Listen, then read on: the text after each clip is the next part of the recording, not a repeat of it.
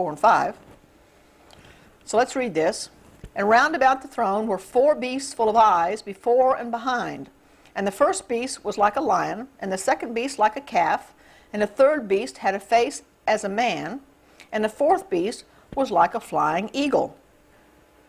This is a diagram of the 4-square camp of Israel as it was in the wilderness. Ezekiel's vision of the temple and the New Jerusalem that was to have been constructed in after Babylonian captivity ended paralleled the New Jerusalem discussion in Revelation 21, and it also had the characteristics of this 4-square layout of the camp in the wilderness. You see here, this is north, going that direction. So this is east over here. The temple here, or the gate for the temple would have been here and go in that direction. God always oriented his sanctuary so that when you were worshiping him, you looked west, not east. There was a reason. Because sun worship always looks to the east. So God says, no, we're going to turn our back on sun worship and we're going to look the other direction. There's no parallel between God's worship plan and paganism. Moses and Aaron were camped here. So we had the prophet and the high priest camped immediately right outside the door. On the east side, there was Judah, who is known as the lion. If you read there in Genesis 49, as all of the characteristics were given, Judah is a lion. He had Issachar and who? Zebulun. I don't have my glasses on today. He had Issachar and Zebulun on his side.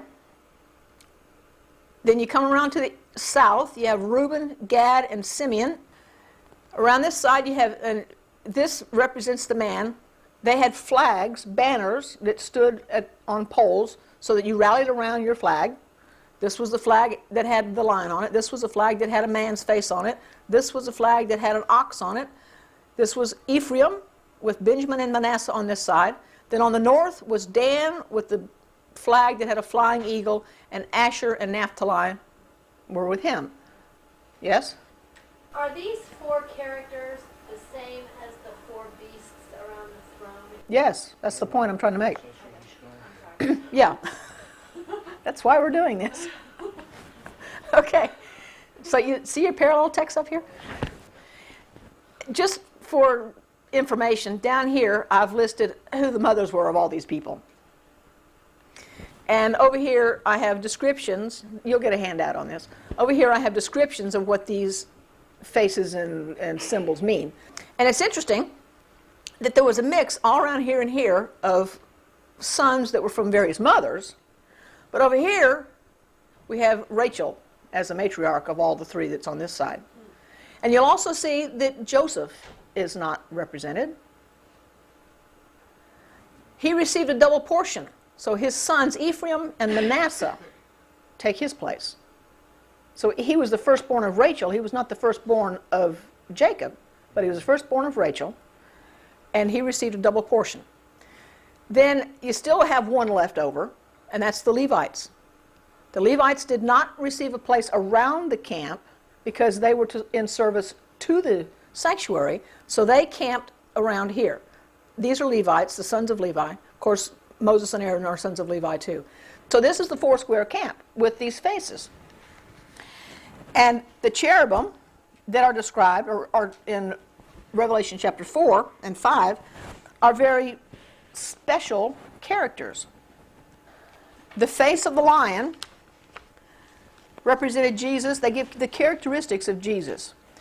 The lion represents Jesus as the Lion of the tribe of Judah. He was the future king. Come right in. He was the future king, prophesied to come through David. He was to be born in Bethlehem. And this perspective is used by Matthew in his gospel. He describes Jesus as the King of the Jews. That's his perspective. Matthew was writing to the Jews specifically, so he wanted to emphasize the fact that Jesus was the King of the Jews.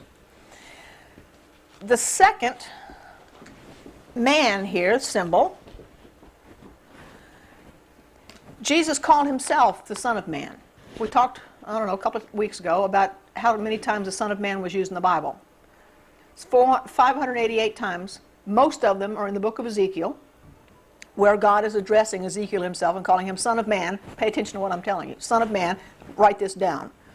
But Jesus used the term in the New Testament, referring to himself. And he did this to emphasize his connection to humanity. He wanted the world to know that he was not just God, he also took human form, and not just human form, but fallen man's nature. And he did this to show that Satan's claims against the law are wrong. Man can overcome. And Jesus overcame just as we can. Not by any special power, but by faith in his Father. This view is written about by Luke. Luke spends the majority of the time talking about Christ in his human nature. And he begins with a genealogy. Matthew starts with a genealogy too. Matthew's genealogy points him back to Abraham, to the king. Luke's genealogy takes him all the way back to Adam. Well, if you think about it, it points back to fallen Adam, doesn't it? Because the unfallen Adam had no children. And the unfallen Adam then would have had no genealogy, right? The unfallen Adam had no descendants. So the nature of Christ had to have come from fallen Adam. That seems clear. The eagle on the north here is a perspective that John used when he wrote about Christ. He wrote a very soaring description of Christ in his divinity and how he related through his divinity to humanity and while he was here. So chapters 4 and 5, we're studying the book of Revelation. Chapters 4 and 5 are highly symbolic and must be explained and understood with this in mind. They describe the work of Christ as our sacrificial lamb. Like I said, I'm going to focus just on the symbols and not necessarily be reading straight through. We will stop and read some scripture. The first thing that John sees when he looks in verse 2, and immediately I was in the Spirit, and behold, a throne was set in heaven, and one sat upon the throne. And he that sat was to look upon like a jasper and a sardine stone, and there was a rainbow round about the throne, in sight like unto an emerald. These descriptions are symbolic just simply because they are so fantastic that John and Daniel and Ezekiel, when he described it, couldn't find words, that earthly words just weren't adequate enough to explain what they saw. Daniel said the same thing in Daniel 7 verse 9. Remember? He said, I beheld until the thrones were cast down, and the Ancient of Days did sit, whose garment was white as snow, and the hair of his head like pure wool. His throne was like the fiery flame, and his wheels like burning fire. So the description that Daniel gives us is very similar to the description that we read about in Ezekiel chapter 1. It parallels what John saw here about the thrones that were set in place. The Ancient of Days that Daniel writes about here is God himself. Cast down is the Hebrew word which literally means to set in place. It doesn't mean to destroy, it means to set in place. So what Daniel saw were thrones put in place, they were put in order. What John saw was a throne with 24 elders seated around it, right?